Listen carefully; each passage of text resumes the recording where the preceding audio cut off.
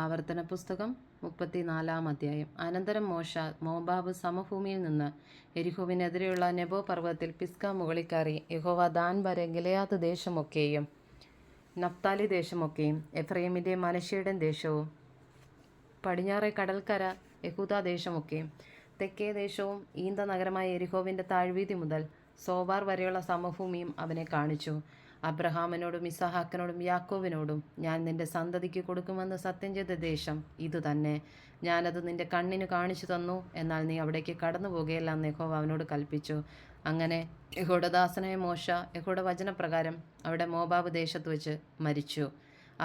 അവൻ അവനെ മോവാബ് ദേശത്ത് ബെത്പെയോരിനെതിരെയുള്ള താഴ്വരയിൽ അടക്കി. എങ്കിലും ഇന്ന് വരെയും അവൻ്റെ ശവക്കുഴിയുടെ ആ സ്ഥലം ആരും അറിയുന്നില്ല. മോശ മരിക്കുമ്പോൾ അവന് 120 വയസ്സായിരുന്നു. അവൻ്റെ കണ്ണു മങ്ങാതെയും അവൻ്റെ ദേഹബലം ക്ഷയിക്കാതെയും വരുന്നു. ഇസ്രായേൽ മക്കൾ മോശയെക്കുറിച്ച് മോവാബ് സമഭൂമിയിൽ 30 ദിവസം കരഞ്ഞുകൊണ്ടിരുന്നു. അങ്ങനെ മോശയെക്കുറിച്ചും കരഞ്ഞു വിലപിക്കുന്ന കാലം തികഞ്ഞു. നൂൻ്റെ മകനായ യോശുവയെ മോശ കൈവച്ച് അനുഗ്രഹിച്ചിരുന്നതുകൊണ്ട് അവൻ ജ്ഞാനാത്മ പൂർണ്ണനായി തീർന്നു. യഹോവ മോശയോട് കൽപ്പിച്ചതുപോലെ ഇസ്രായേൽ മക്കൾ അവനെ അനുസരിച്ചു.